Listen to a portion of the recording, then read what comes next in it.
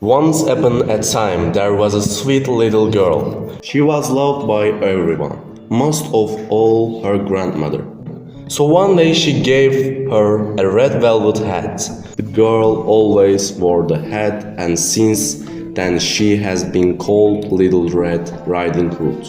One day her grandmother was ill, so Little Red Riding Hood went to bring juice and biscuits. That would surely make her feel better. Her mother told her not to go off the path and to be careful. She also had to be polite and say goodbye to grandmother. The Little Red Riding Hood promised to do so and went on her way. Grandmother lived deep in the forest, more than half an hour walk from the village. In the forest, Little Red Riding Hood met the wolf. She did not know he was dangerous, so she was not afraid at all. Good morning, Little Red Riding Hood, The wolf said, "I'm going to bring Grandma juice and biscuits because she is sick," said Little Red Riding Hood. Where does your grandmother live? The wolf then asked, "Less than half an hour further into the forest, in the cottage under the three big oaks," said Little Red Riding Hood. The wolf meanwhile was thinking of something else entirely. That Little Red Riding Hood was a nice tender morsel and would probably taste even better than the tall grandmother. If he was smart, he could eat them both. So the wolf came along and said, Look at these beautiful flowers.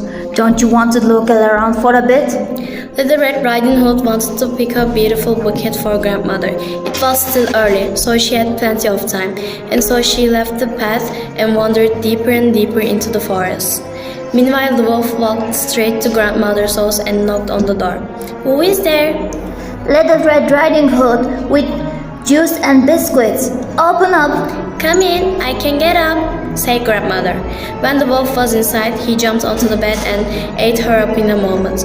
Then he put on her nightgown, put on her nightcap, and got into bed with the curtains closed. When Little Red Riding Hood arrived at the cottage with her arms full of flowers, she was surprised to find the door open. Inside, everything seemed so strange. She became afraid, but did not know why. "Good morning," Little Red Riding Hood said, but no one answered. Then she opened the curtains. In the bed lay grandmother, but she looked so strange with her sleeping cap over her face. "Oh, grandmother," she said, "what big ears you have." The better to hear you with, my child, was the reply. "But "Grandmother, what big eyes you have," she said.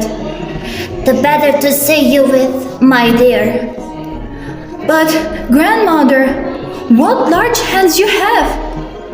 "The better to hug you with." "Oh, but grandmother, what a terrible big mouth you have." "The better to eat you with." The wolf jumped out of bed and swallowed up Little Red Riding Hood. With his belly so full, he slept soundly and snored like a king. A hunter came by. He thought, "That old woman is snoring very loudly. I'll go and have a look." He saw the wolf and said, "So here you are, you old sinner. I've been looking for you for so long." He wanted to shoot the wolf with his rifle, but suddenly realized that the wolf might have eaten the grandmother. Who knows, he might be able to save her. He cut open the belly of sleeping wolf with a pair of scissors and immediately saw a red cap. The girl jumped out and cried, "I was so afraid in the wolf's belly. It was so dark there." And after that, the aged grandmother came out alive also, but hardly able to breathe. Then the hunter filled the wolf's belly with stones. When the wolf woke up, he wanted to run away, but stones stopped him. He fell to the ground and never woke up again.